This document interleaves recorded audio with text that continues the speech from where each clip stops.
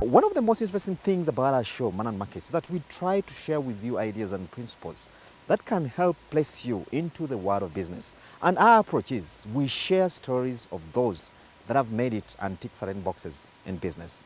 Like today, this is the story of our entrepreneur. Well, my name's Clive Kefford. I'm the CEO of Jacana Limited and ProAfco Developments Limited. And this is the development we've just completed in Uganda called Jacana Heights on top of Konge Hill. The first development project I did was actually in Bulgaria in Eastern Europe, and I was building again luxury apartments, this time for holidaymakers on the Black Sea coast.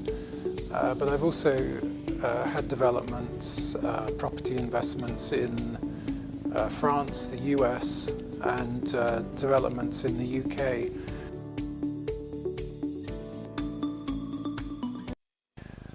The property market is always comes in waves, so it's very easy to make money when you're on an up wave. It's not so easy for people when things are static or things are going down. So what tends to happen is a lot of people jump in when the times are good, and then they get shaken out when the times are bad. And the problem is that the banks tend to exacerbate this problem, because the banks will lend money to anyone while property prices are going up. And they always seem to forget that that will come to an end, and then everyone loses a lot of money. So you have to plan carefully. And I think the secret to avoiding that problem is not to gear up too highly, not to borrow too much money. So there's very little money borrowed from the bank to construct this project. That's been funded nearly all from so far from my UK developments. I love property development because I love the creativity of it, and I've in some form or another I've been in it since I was really very young. My father used to build houses, and I used to work on his building sites from the age of about 12, and doing labouring work. And he used to work out what I had done during the day and how long it would have taken one of his experienced workers to do, how many hours that would have taken them, and then he paid me according to that. So right from the age of 12, I've been in the business. This project is unique. This was designed really with diaspora buyers in mind. We felt that people who were used to living in Europe or in North America, who wanted to come back here, they wanted to live in the same sort of housing, same standard of housing, and we've provided that for them. But of course we're also finding local buyers also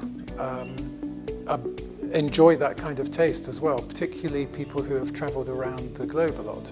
Sure, if you're looking as an investor purely, then there's two things you look at. You look at the rental returns, and then you look at the potential for capital increased in value.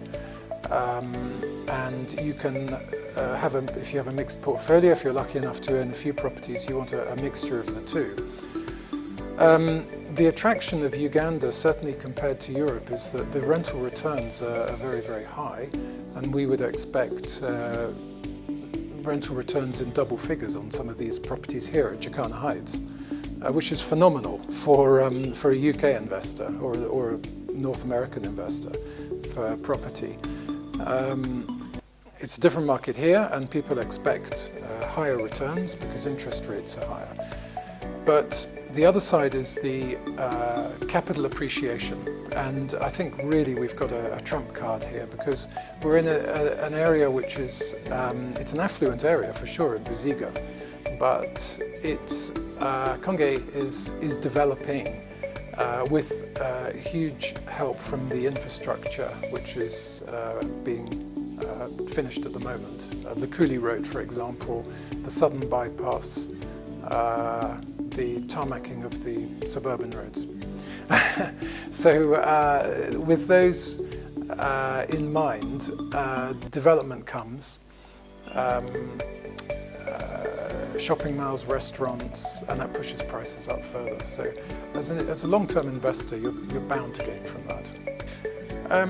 I think for an investor, you want to primarily ensure you're buying quality and something which is going to last. Property is a fantastic investment for long term because it's always going to retain its value. There may be ups and downs, but long term it's always going to increase because people always want somewhere to buy. So yes, make sure that the property you're buying is going to be built to last and so it's got to be built to a high standard and maintained properly as well. That's the first thing. Some of the others I've mentioned, look at the rental returns. That's important. Compare the figures that you would receive as income, less expenses compared to the price you're paying. As usual, again, sharing with you ideas, investment vehicles that can help you make money and keep it, because it's one thing to make money, but also another thing to keep that money. Insurance is very technical, and there's been a wide gap between the providers and the buyers. Okay? Some people buy insurance forcefully because they have loans.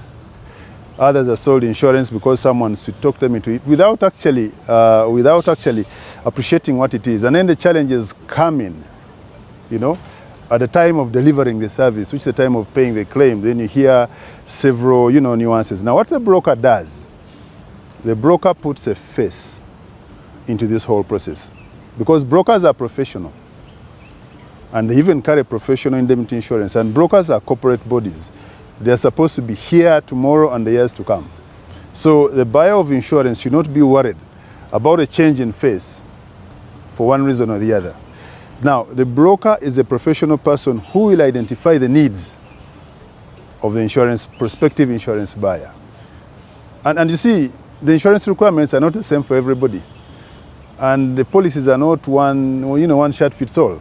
So the insurance broker removes these subjectivities and produces a tailor-made policy which suits the particular needs of that particular buyer of insurance, and he's under obligation to ensure that he gets the best prices, because he knows how the pricing is done. They are professionals, they are trained, and then also get the companies that they believe are solid and will have to pay. All this is free to the consumer. The consumer doesn't pay for it. The broker will be paid commission by the company where he places the business, and then also ensure the service is delivered. Why shouldn't you do that in the comfort of your sitting room? Now, the main concern in the world today is the aspect of climate change. Everyone has now come to appreciate that this thing is real. Now, today we again share with you ideas, green energy ideas that can help you or help the world fight climate change. When we talk about green energy solution, we're talking about solar lights, we're talking about solar panels, we're talking about inverters, mostly the hybrid inverters. We are living in very hard times where electricity is costly. I'm going to use the word utility in simple terms, just you're used to electricity, but as me, the working language, I'm going to be using utility. Utility is very costly these days, where you find electricity is on and off. In most cases, Uganda, you can resort to using a generator, but still the fuel, you'll be incurring in more costs to buy fuel to put in your generator. For the everyday businesses that we do, we always need electricity. So when I'm to talk about the green light, I'm going to help you find a solution for the electricity shortages that we have in the country. There are electricity surges that happen all around, because this electricity that we are using normally, there are times when it comes in high voltage and then in low voltage, which results to the spoiling of your electronics at times. But for the green power solution, it gives constant electricity power supply. It's called green power solution because it's eco-friendly. When we talk about eco-friendly, I mean friendly to the environment. It doesn't spoil anything because it uses natural resources like the sun, which charges the solar panels and the solar lights, meaning there is no way it's going to affect the environment. Why the solar energy? Why the green power solution? Green power solution can be used across all sectors of the economy as we are in Uganda today. It can support, we can be used domestically at home. It can support the solar-powered refrigerators at home. It can support the solar-powered television sets, and it can also support the solar-powered water heaters at home.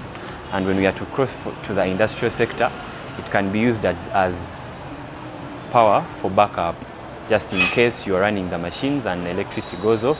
It can come in as the solution, or as the, it provides a perfect solution for energy that will run all the machines in the industry. When we cross to the agriculture sector, it can support the water pumping system, just for those people that are very far away where electricity can't reach perfectly. You can also devote to the green energy solution and use it as a solution for your water pumps, also the lights on the farm for security. The good thing about the renewable energy solution, it gives you assured uninterrupted power supply, hence avoiding load shedding. The other thing, it requires low maintenance. You will only need to buy, install, and the only thing to renew will be the solar panels and also the batteries. We've seen the green energy solution being applied on streets. We wonder who switches on these security solar lights. They come with a sensor that senses darkness when it comes, and then they switch themselves on automatically. And then when it comes to light, and then it switches themselves off. The solar system provides two types of energy. One, the power energy, and then two, the heat energy. So this heat energy is directly transferred to the solar water heaters, and then the power energy is directly transferred to the batteries, then applied to the rest of the electronic devices.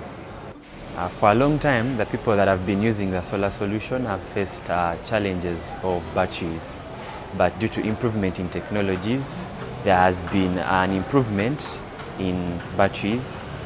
For example, the EVI green energy solution that has introduced long-lasting batteries that are long-lasting and non-recyclable.